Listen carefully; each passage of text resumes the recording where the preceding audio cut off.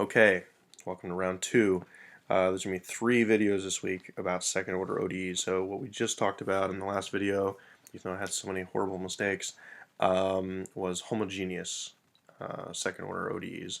All these are linear too. So homogeneous second order linear ODEs. Yikes, that's a mouthful.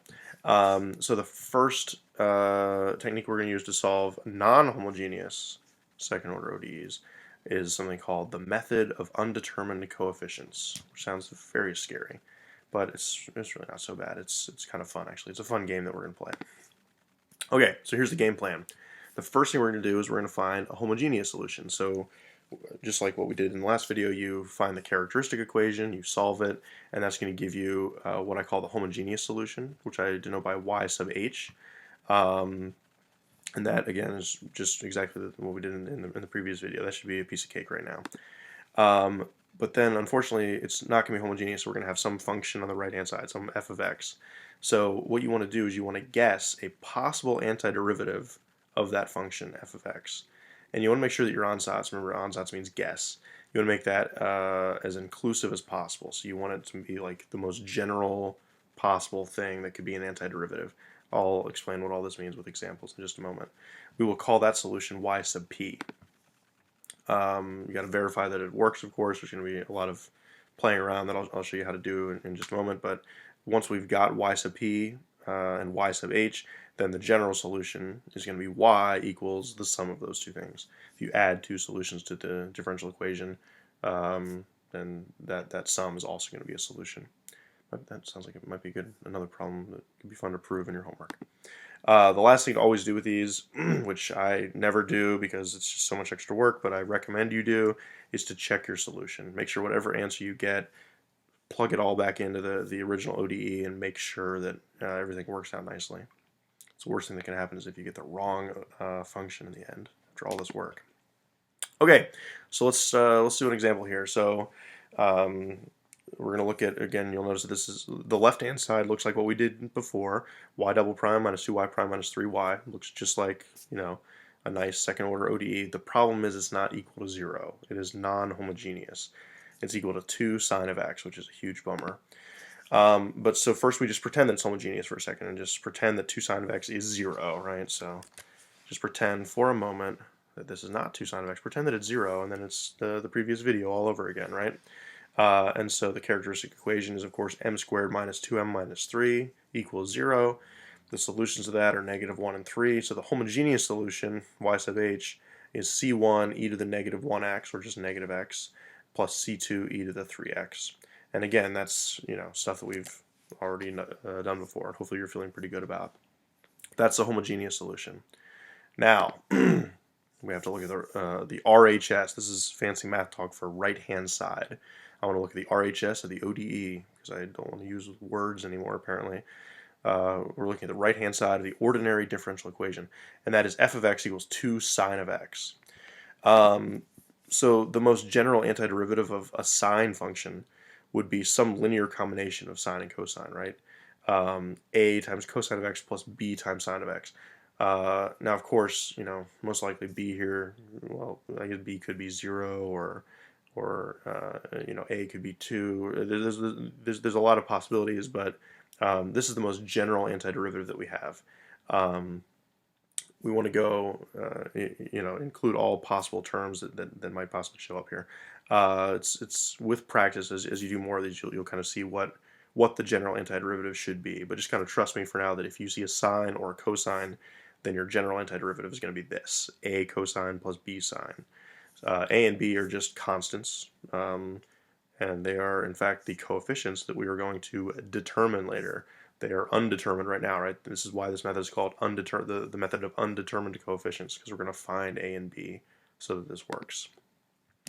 Okay, so if y sub p is that, then yp prime, just take the derivative of that. That's going to be negative a sine of x plus b cosine of x.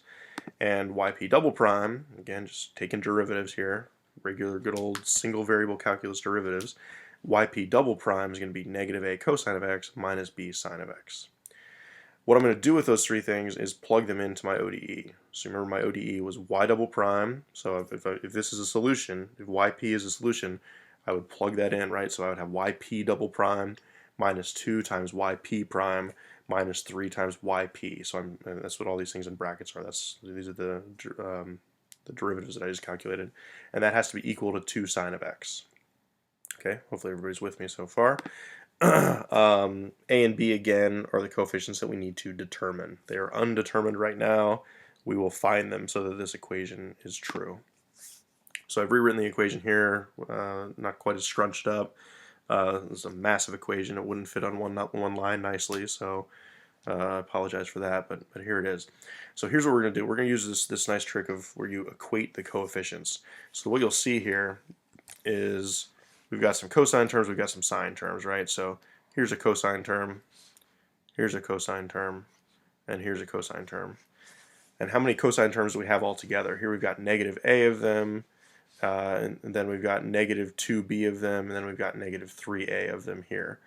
If I add those all together, which I should be doing, you'll notice that I don't have any cosines on the right-hand side. The right-hand side is just 2 sine of x. And so when I add those all up, that had better be 0. I'm equating the coefficients. Similarly, if I add up the sines, so here's a sine, and here's a sine, you add up those sines together, you should get a total of 2 sine of x's. So I'm equating the coefficients. I'm doing this kind of weird algebra, I guess. Okay, so when we do this, you'll notice that negative a minus 2b minus 3a, so that's how many cosines I've got. That has to be 0 because, again, I don't have any cosines on the right-hand side of this equation. And if I add up my sines, I've got negative b of them, then plus 2a of them, then minus 3b of them. That coefficient has to be equal to 2. I'm equating the coefficients. I've got 2 sine of x's on the right-hand side. I need to also have 2 sine of x's on the left-hand side. So take a minute or two to make sure that this is clear. Convince yourself that what's going on is legit, but I'm equating the coefficients. So this gives us, of course, a system of equations, which we can solve pretty easily. It's just 2 equations and 2 unknowns. I think this is right. I found that A was 1/5 and B was negative 2/5. Again, if you make any mistakes along the way here, when we check our answer in the end, we will discover, you know, if we did things right or not.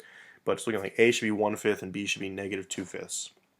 And so this means that our other solution, y sub p, is going to be 1/5 cosine of x minus 2/5 times sine of x. And with that, since we found our homogeneous equation, or our homogeneous solution, y sub h, and we just found y sub p, if we just add those two together, we get the general solution, which looks like this.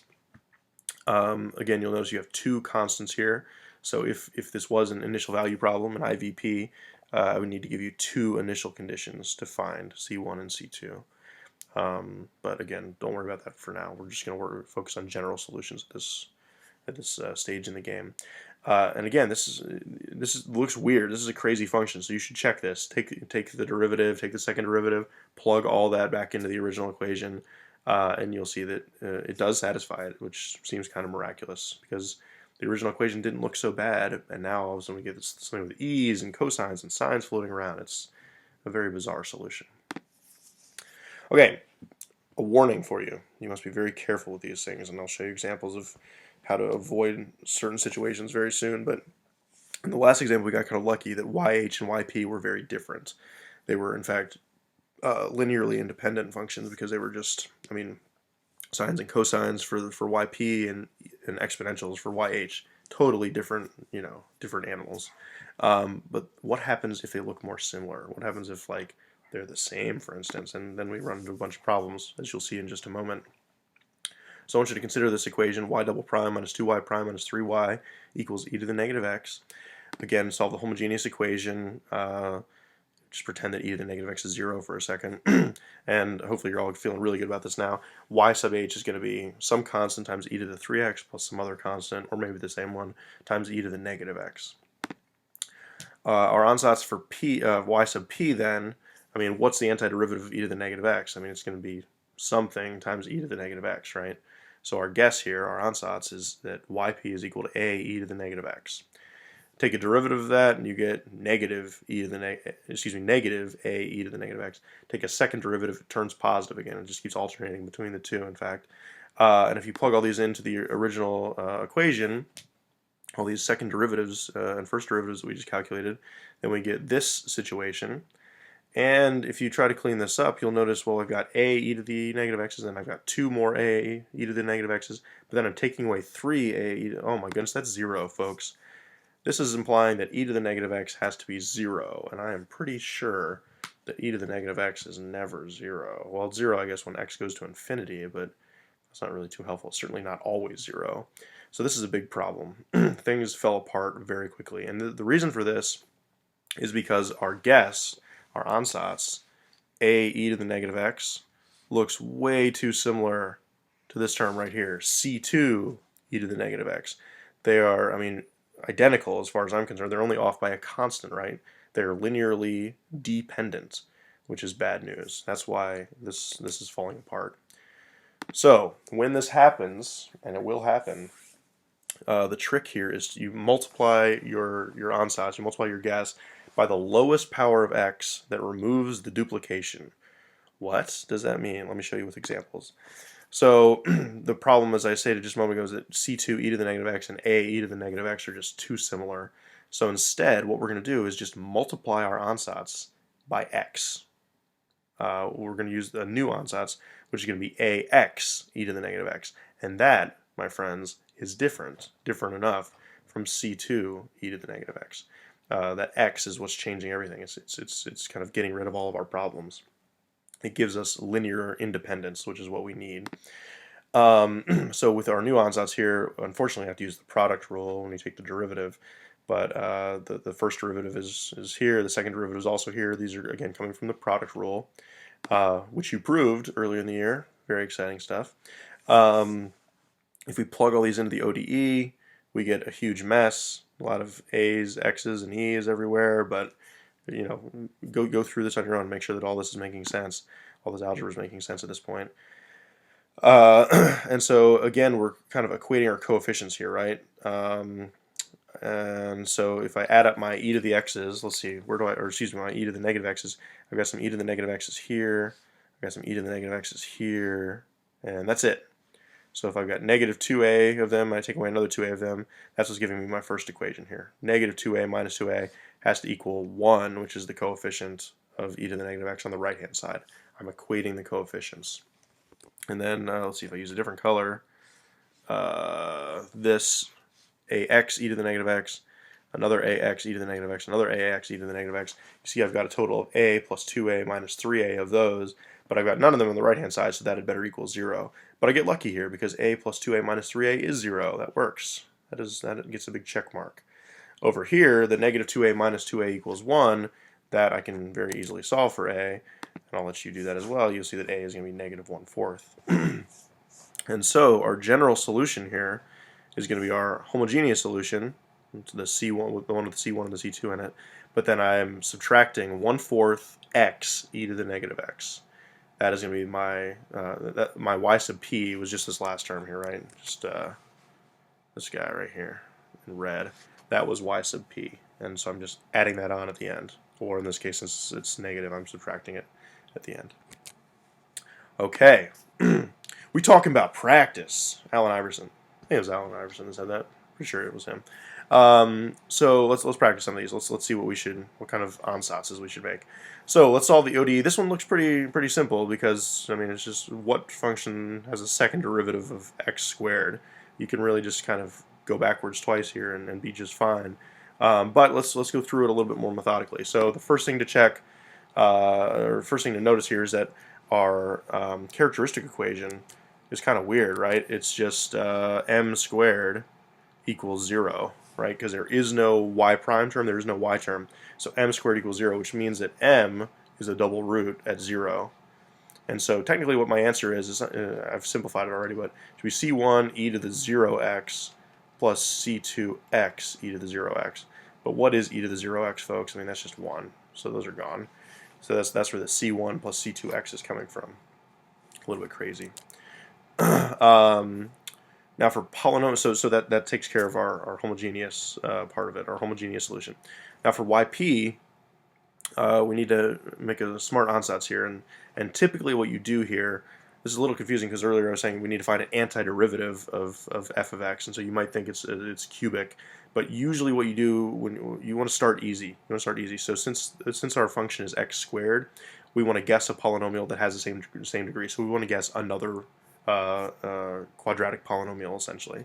So our initial guess, our initial ansatz, which I'm calling y sub p1, is going to be just some generic quadratic polynomial, a plus bx plus cx squared. But what you'll notice here is that we have some duplication, right? C1, that's just a constant, and A is also just a constant, so that's the same thing, right? They're off by a constant, so they're the same thing. They're linearly dependent, which is bad. Similarly, C2 of x, or C2x and bx are also, I mean, the same thing as far as I'm concerned. They're off by a constant, so they're the same thing. And so this is bad. What do we do? Since we have duplicate terms, we try multiplying by x. You always multiply by x to kind of, drive it up a degree and hopefully get rid of your problems. If we multiply by x here, then my yp2, I'm calling it, my second ansatz, is ax plus bx squared plus cx cubed. But what you'll notice now is that this ax is exactly the same as c2x. Again, not exactly the same. A and c2 could be different numbers, but there will be a linear combination there. In fact, the linear combination would be like if c2 equals whatever, -1 and a equals +1 or something, then they're going to cancel each other out. But that's not 0, so they're linearly dependent. So that's a problem. We've got more duplication. And so instead, let's multiply by x squared, or just multiply yp2 by x. You decide. And so our new one here, which I'm now calling y sub p, I could have called it y sub p3, but I knew that we were going to be done at this point, so I just stopped and called it y sub p. Y sub p is going to be ax squared plus bx cubed plus cx to the fourth. And you notice that that has nothing in common with my y sub h. Everything is totally different, and that's the key. So from this point, I'll leave it to you to do the rest of this. You just take the second derivative of this function and equate the coefficients, and some magic will happen here.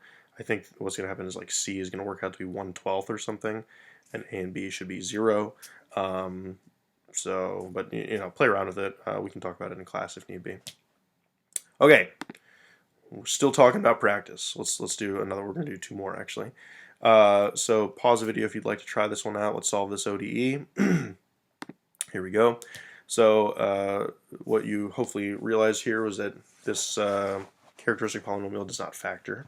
So you have to use a quadratic formula, and you get some weird roots, right? You get -1 plus or minus 3i, I suppose.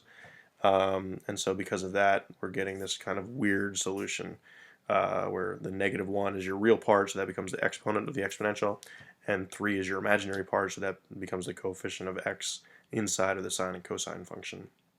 This is again assuming that the right-hand side is 0, so this is your homogeneous solution.